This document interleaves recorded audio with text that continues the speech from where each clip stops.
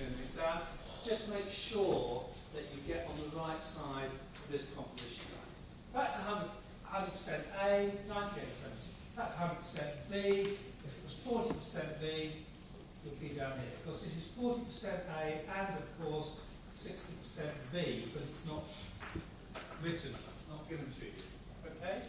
So, we've got this eutectic 40% A here. So, that we know is going to be something like that. We don't know where it goes yet. Alpha and beta solid solutions exist for both A and B. Right. Tell me what you understand by a solid solution. A's crystal structure with B dissolved into it. Or B's crystal structure. Right. Okay, you happy with that? It's a solid. You can have two sorts of solid solutions: interstitial, substitutional. Generally, there are a few substitutional solid solutions where you don't get a limit of solubility, but the concept is that you take in the solid state crystal structure, you take the crystal structure, and when it's solidified in whatever the parent crystal structure of A is or B is, and you dissolve in that crystal structure atoms of the second element. Still single phase, it's not two phase. And it always occurs, the maximum solubility always occurs at the eutectic temperature. So, alpha and beta solid solution phases exist. The composition it tells you there is at the eutectic temperature. Right, the alpha phase, which is going to be crystals of A with B dissolved in it, occurs at 90% A. And again, make sure that you get this is 90% A. Right. So it's telling you that the maximum limit of solubility for pure A with B dissolved in it is that at the moment. And it will tell you what the next one is for B. And the beta phase, which is crystals of B with A dissolved in it, is at 80%. So something like that. That's 80%. Right. There is the solubility of A and B at room temperature in the other crystal structure decreases to 0 at room temperature. So you can draw this now. In red.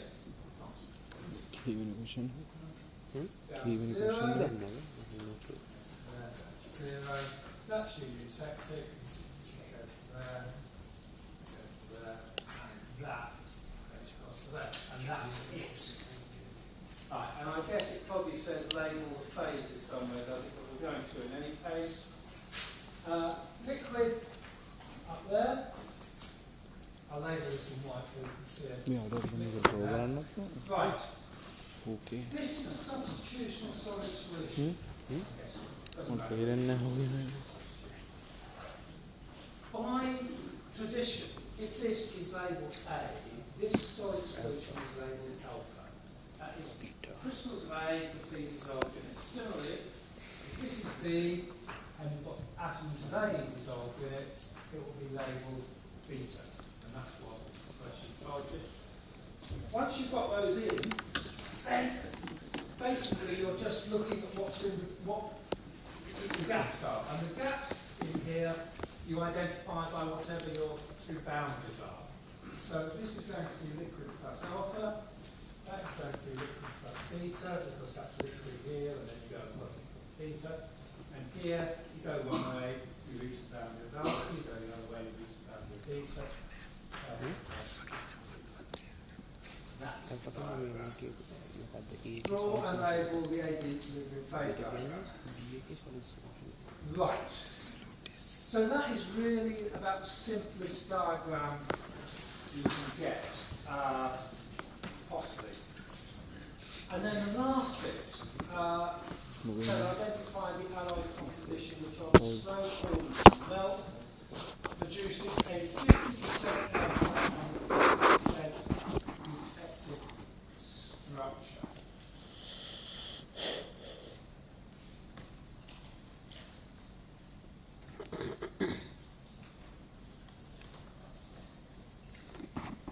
How do I go about sorting that out?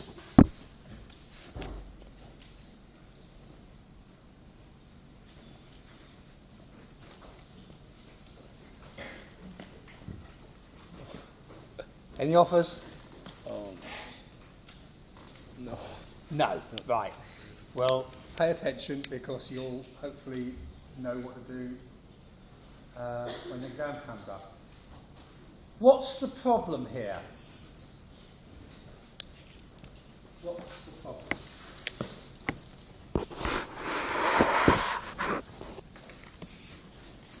Who wants to come and have a stab at this on the board?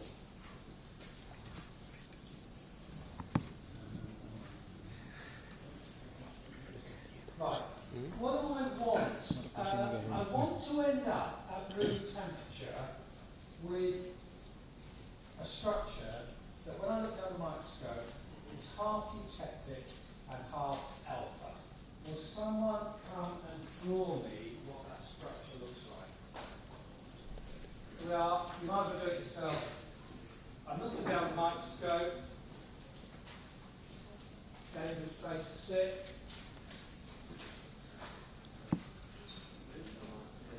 You're going to draw me what I'm seeing down the microscope. Half alpha and half eutectic, solid.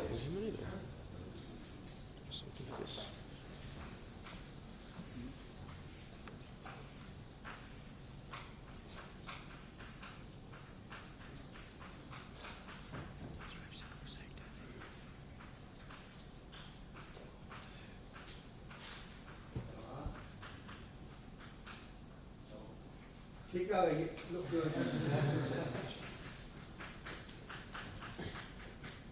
Very artistic. Right, what do you think? What do you think? No. This needs to be a bit start. Sorry? Unlikely to be that smart. Right. What I was hoping for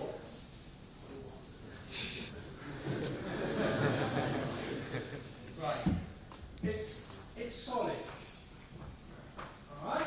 So it's a polycrystalline structure. Okay. Half of it is alpha.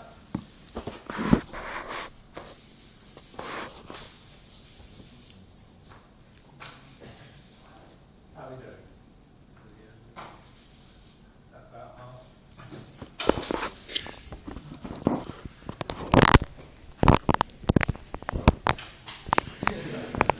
Right. Who laughed? Right. And half of it is eutectic.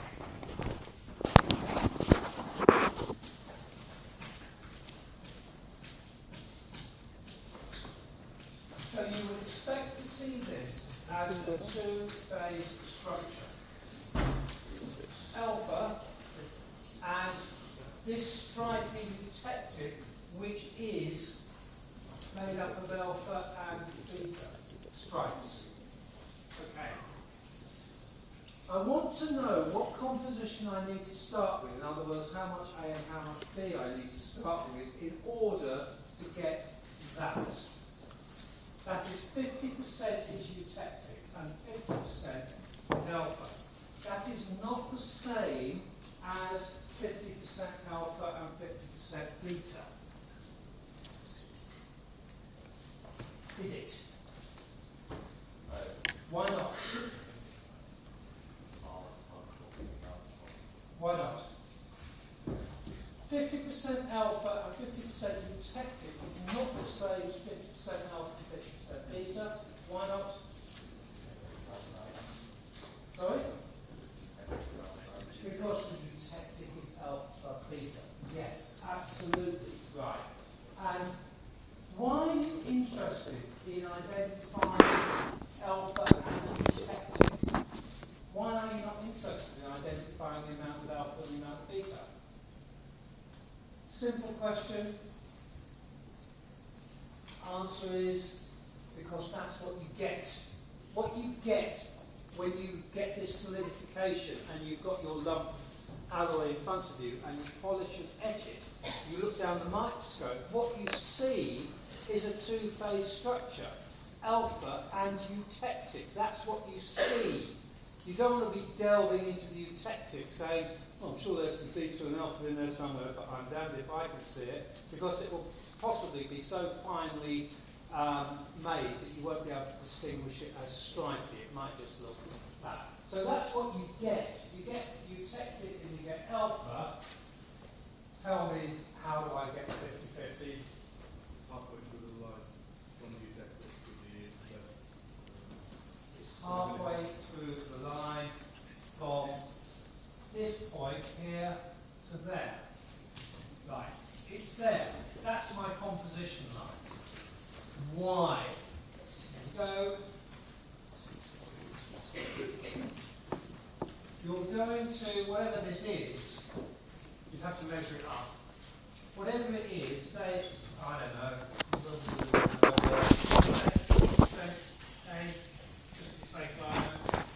right, you need to consider what happens as you cool down. Liquid, liquid, liquid, liquid, liquid, up. Right, what's happening? For this composition, you're looking in your bucket, it's cooling down, you're starting to solidify out. Oh, this is solid. Another bit solid, another bit solid. And you're solidifying out what? Not A, but alpha. Okay? So you start solidifying out alpha. How much? Well, you're in a two-phase region and you can apply the Lever rule. At that temperature, here, we'll call it T1. How do we find out how much alpha and how much liquid we've got at that temperature? You put your little pivot in your seesaw there, you go along to there, boundary liquid, you go along to there, boundary alpha. The two, assuming they're the same weight, the two have to balance. So at this point, you've got more liquid than alpha, because to balance that seesaw, this way it's got to be heavy. At the just above the eutectic temperature, I think the university's so hard up, it's only got two colours here. But it hasn't even got that.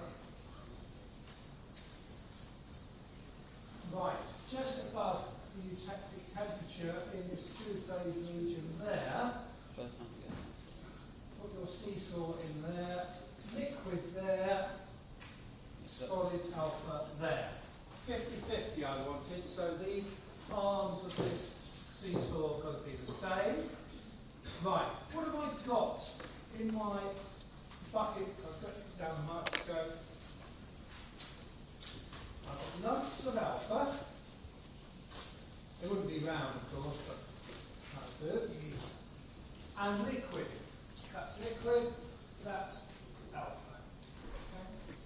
That's what I've got, 50-50. The liquid, if you remember, as you cool down here, as you cool down, you started off with a 60% composition. 60% A, 40% B. You started moving into a two-phase region and you're creating alpha. Alpha is rich in A. It's much richer than 60%. So what you're doing is you're taking out excess A atoms and the resulting liquid is going to get short of A atoms because you're stealing them to make solid alpha. And the result is that the composition of the liquid changes as you keep solidifying out these lumps of alpha. And it keeps changing. And it ends up at the eutectic composition. So just above the eutectic temperature, you've got alpha and you've got liquid. And the liquid is at the eutectic composition. Okay. You cool below the eutectic temperature. Alpha doesn't change, it's a solid. So all these problems of diffusion taking place in a solid and the temperature is dropping all the time. But the liquid, you're now in this situation where you've effectively got that, and you're coming down through this composition here. And you're coming to there. And what you're going to get is this striping stuff. This is eutectic striping. So your liquid changes to eutectic.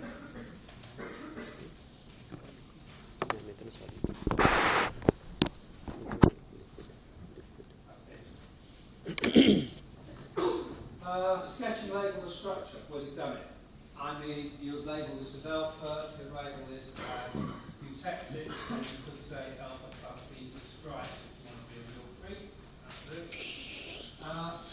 That's it. Did you get that? Come on, who's got a problem? Oh, probably. Well, I didn't measure it, did I?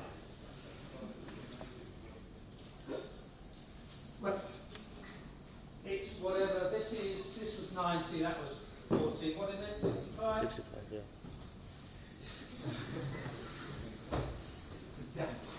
Right. That's the altitude spot. Ah. Effective temperature. Right. So you need to go around. Right. Let's deal with that because it comes up in the next question. Right. Just at this temperature, you have got maximum solubility. You've got crystals of A. If you just look at the alpha, or just look at the alpha, it's easier to consider a different composition. Let me. We'll see. He says, I'll just write down what he says. Right.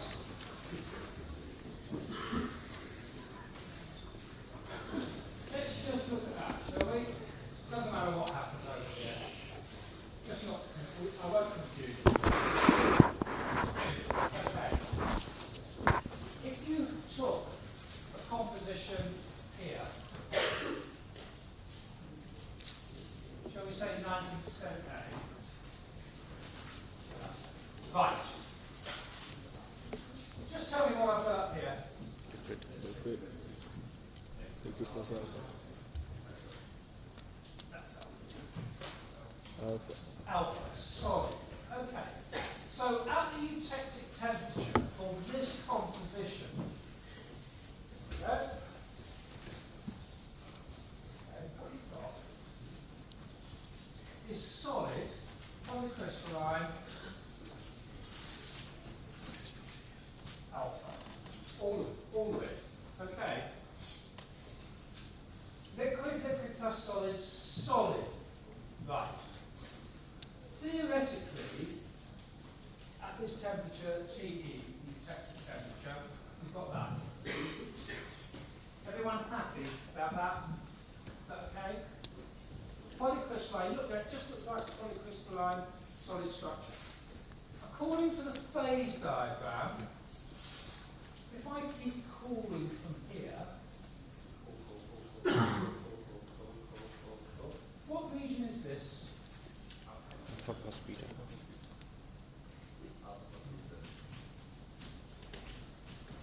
Okay. Right. What's this line called? Solidus. It's the limit of solubility of B in A. The maximum solubility of B in A you can get in occurs at the effective temperature. After that, because crystal structure starts shrinking as it cools down, of its basic strength, you get a decrease in solubility. It may go to zero, it may not go to zero. Right. Theoretically, we get to this stage down here, we're cooling, the crystal structure is shrinking, and at this stage, temperature, T, whatever that is, T2, so here, for that composition, this structure is full. It cannot get any more B atoms in it. The limit of solubility for that composition has been reached at that temperature. Theoretically, if you keep cooling, those go past the limit of solubility, the holes get smaller and smaller, the B atoms can't be held within, they can't all be held within that A crystal structure, and they will try and move out. And they tend to move out to the grain boundaries. So theoretically, what you would get is you would end up with little lobs, precipitates, if you like, well, not really, of beta sitting at the grain boundary. That would be your theoretical structure. In practice, it never happens. Because diffusion usually, temperature's too low for solid, this is diffusion to take place, and you don't get it. But theoretically, you would see, and you'll see them in the textbooks, little dots of beta formed at grain boundaries. Okay, I don't actually mind if you get asked this in an exam whether you put the dots in or not. It would be very nice if you said theoretically, you know, there'll be some beta, it will try and migrate to grain boundaries to reduce the strain. But in practice, because solubility and diffusion in the solid is so slow, it's unlikely to happen. I would think brilliant. 28 questions, no question whatsoever. So that's, does that answer your question? Who asked it? Speak. Thank you very much. Is that, do you understand what's going on there? Yeah. Right. Let's have a look at another one. Anything else with that? Maybe answering this one, of course. This next question, again, I'm afraid you have no idea what the office is doing, but they should put these questions up.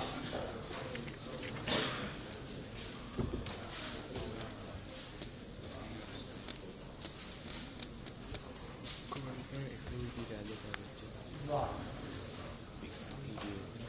This is almost identical, but with one difference. And it's really not an important one.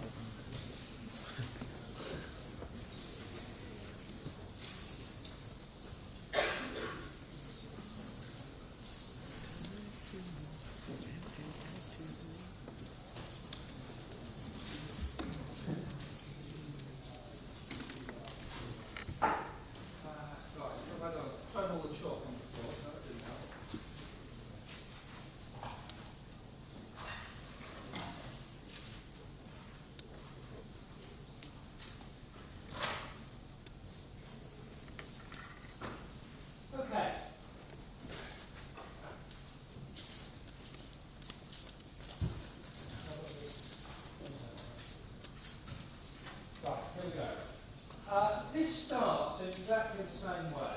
So, you know, you need to just get your ruler out, sort this out. So, magnesium, right, MgS, Mg, Sn. Okay. So, again, the order tends to be the way in which I suggest that you put bits in, because I'm trying to make it easy for you. Magnesium melts at 650, so that's 500. Let's put magnesium going to be in there. Tin is just ridiculous metal, melts at 250, somewhere down there. Okay. Right, the only problem you have on this, exactly the same as the other question. An intermediate compound, MgSN2, is formed at 70 weight percent tin. Do not get this 70 weight percent tin on the wrong side of this. 70% Sn, plus that's going to be 30% Mg. Don't mind where you start from. 100% tin.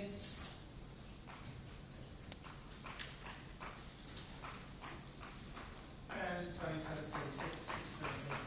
100. Right. 70% tin. 100%, 80%, 90%, 70% tin. Do not stick it in here, please. Right. Having done that, you remember that when I talked to you about intermediate compounds, you're talking about things like iron carbide in the iron carbon equilibrium diagram, tungsten carbide. You treat them as a separate element, right? They behave as an element. They heat up and they melt. They don't go into a liquid plus solid regime. So you're told that this intermediate compound, MgSN2, here, melts at 800 degrees C. We'll put that in at 800 degrees C. That's it. Okay, that is how you draw an intermediate compound. What you've now effectively got is two phase diagrams. You've got this phase diagram on the left, and you've got this phase diagram on the right, where your two axes now, in the first case, are Mg axis, magnesium axis, and MgSN2 axis, and in the second case, the left-hand axis is MgSN2, and the right-hand axis is tin. And you treat them completely separately. And it's really quite straightforward. It says there is a eutectic 40 weight percent tin. That is 60% Mg, 100, 98, 70, 60. So there's a eutectic up here, and I hope it tells me the temperature at 500 degrees C. So somewhere there's a eutectic. Okay? And there's another eutectic at 95% weight tin at 200 degrees C. Right. The maximum solubility of tin in magnesium to form alpha, and alpha always starts at the left-hand side, by the way. It's not sort of new or something because Mg starts with an M. You just go from left to right across the phase diagram. Is 20%, and it's going to be at the eutectic temperature, and I didn't tell you that because you should know it by now, which reduces to room temperature. So 20%, that's your maximum you can get at this temperature. 500, you can maximum solubility of 20% tin in solid magnesium, which is post-packed hexagonal, is it? So, it goes to 0. So you're going to get that. There is no solubility of magnesium in tin, so there is no solid solution here. What it's telling you is you can't dissolve any magnesium into the solid of tin. And I've put it down, but you should know there is never any solubility into an intermediate compound, and that's it. And so what you end up with is that, and that, and that. That's one diagram, and the other diagram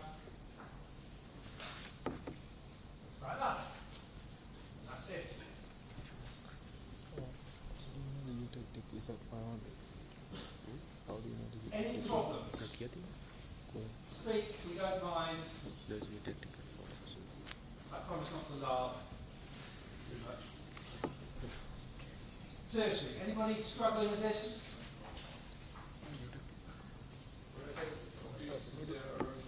Yeah.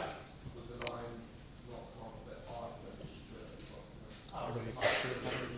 Yeah. I mean, you have no idea, do you? I mean, what I did say, I think you could do that. Could do that. Any questions?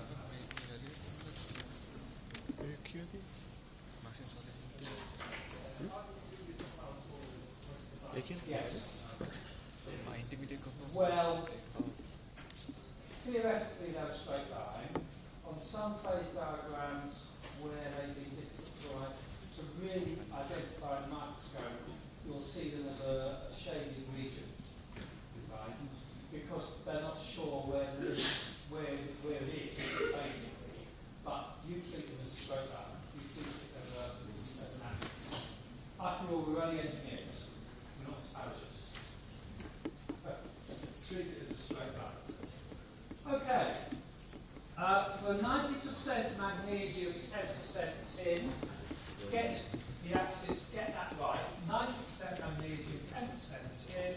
Describe slowly. Oh, here we are. Look. Describe slowly forward. You've just done it. Let's load the phases. That's liquid plus alpha. That's liquid plus Mg SN2.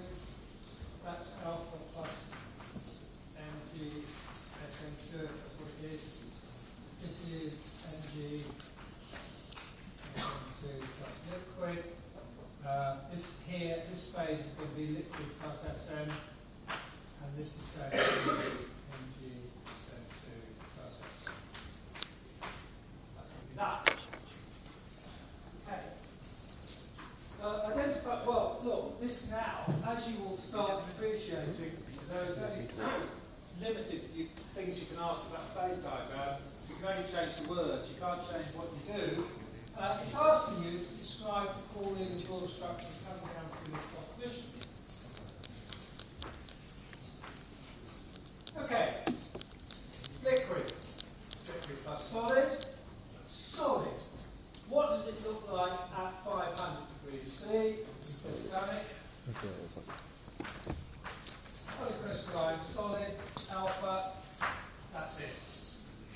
That's what you see down the microscope. Okay. What are you going to tell me about this as it cuts through this limit of solubility and ends up at room temperature down here?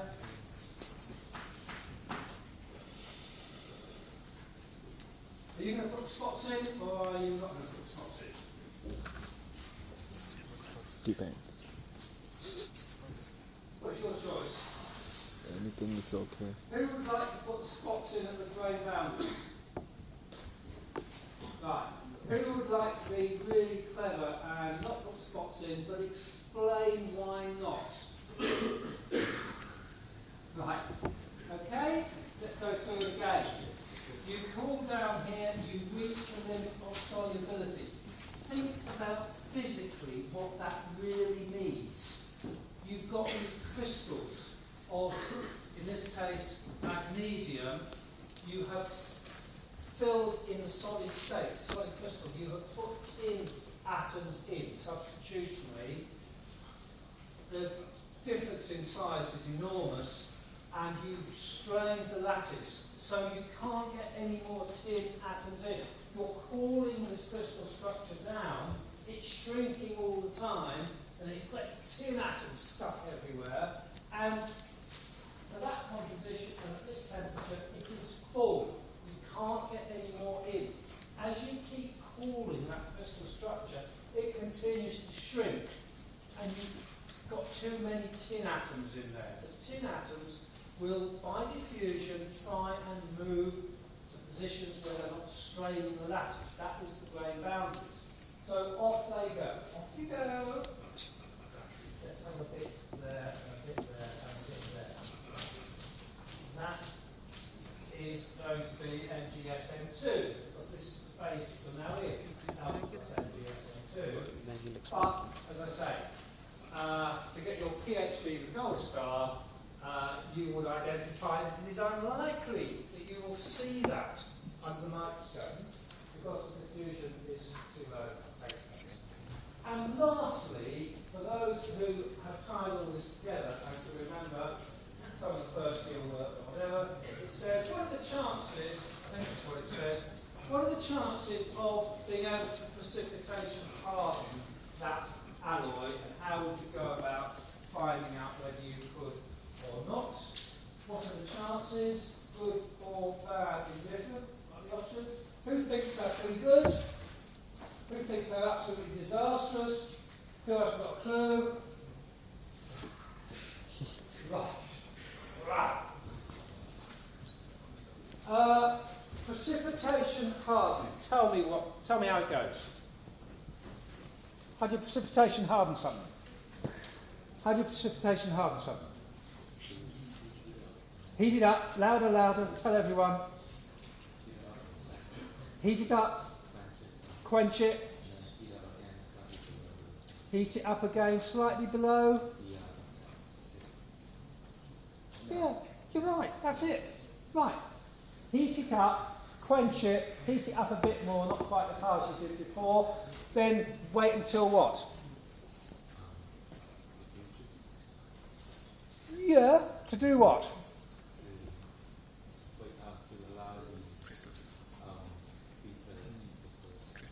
No, stop. Stop while you're winning.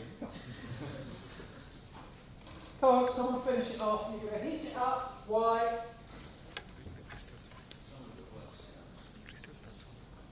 Sorry, is it Alan? This is one of the worst consequences of that.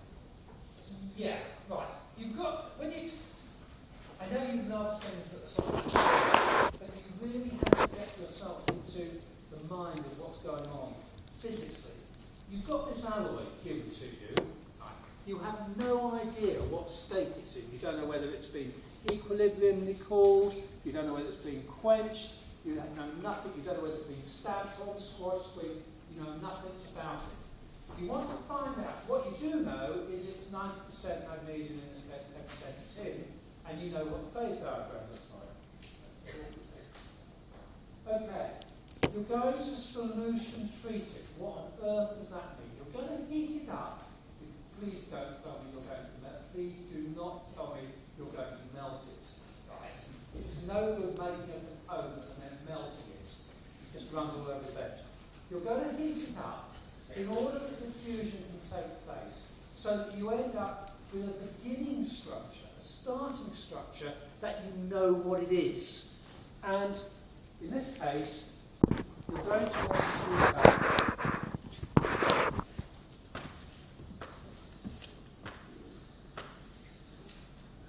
We're looking at something down here. You're down here to begin with. You want to heat up into that region, T1, and let it sit there, because that is hot enough for diffusion to take place, and it is a nice single phase structure, in this case, Mg with tin. You haven't reached the limit of solubility. The limit of solubility is 20%. You've only got 10 in there. So it's perfectly happy. The tin atoms are perfectly happy. They'll just sit there comfortably. Right. And you'll get a nice, even, random structure. Magnesium, atoms, and the odd bit of tin evenly spread around. Right. That's a great starting point. You're going to quench down to, let's say, room temperature. Okay. What have you done? You have gone through the limit of solubility. So at this temperature, which is cold, you have trapped the excess tin atoms. Why are there excess tin atoms? Because at this temperature T1, you have 10% in there, perfectly happy. At this temperature, room temperature, there's no solubility, theoretically. You've got 10% of tin stuffed in there, and it doesn't want to be there. So you've gone past limit of solubility. It's sitting there straining to get out, but it can't because the temperature is too low. It can only move by diffusion. It's in a solid diffusion we're talking about. What do? You heat it up. You don't want to push it back into this single alpha region. Heat it up to below the limit of solubility line and let it sit there at temperature. Called aging. Right. Hopefully that temperature will be high enough to allow solid diffusion to take place. The excess tin atoms will start moving out to release the strain. Whether they get to the grain boundaries or not, or whether they meet their mates and join up, is hard to say. You would hope, if you want to go for precipitation hardening, that they'll meet their mates on the way and steal a few magnesium atoms as well and make something up that's a really nice shape, nicely sized precipitate. Okay. And those precipitates, they'll keep growing. They'll keep trying to travel through the lattice to reduce the strain, and as they go, they'll grab other atoms of their friends on the way.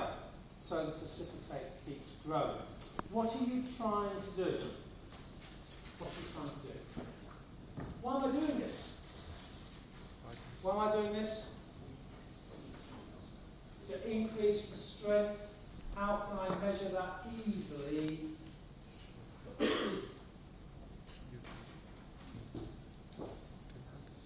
Hardness, right. Go back to the first year. Strength. Reaching on about the dislocations. Stop. Right. What are they doing? Oh yeah. I remember they get more difficult to do. Because what are they doing? Oh yes, they're moving on those things called slip planes, and they interact with other bits of dislocation line, and they get stuck and they get harder to move, and you have to press harder, and you see that as an increase in strength, and that's an awfully complicated experiment to do, which you have to make a specimen and put in the machine on them. What else can I do? Oh, I can do a hardness test. What does that do? That does exactly the same thing. You're pushing down on the surface of the alloy, metal, whatever it is. There's very high stress. The stress is high enough to drive the dislocations, to make this hole for the indented to go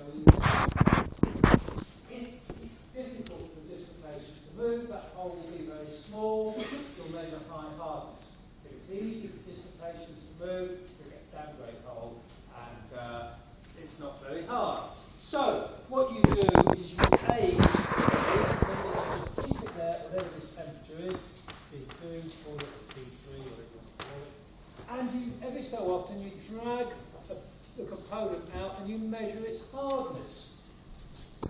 What you're hoping you're going to see with time, at a specific aging temperature, is you're hoping you're going to see, this is Picker's hardness number, you're hoping you're going to see that. And eventually, it will overage. And you want to stop it about there. So you do it for as long as that is, 10 minutes, an hour, 3 days, whatever it might be, chuck it in the back of the water. That's precipitation hardening, okay? And you would be expected to sketch this up and draw this, sketch this for that. Okay, well, it's a fighting one. Do you want to come in next week? Yes. Yeah.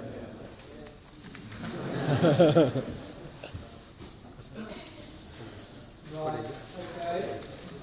I'll see you next week. Bye.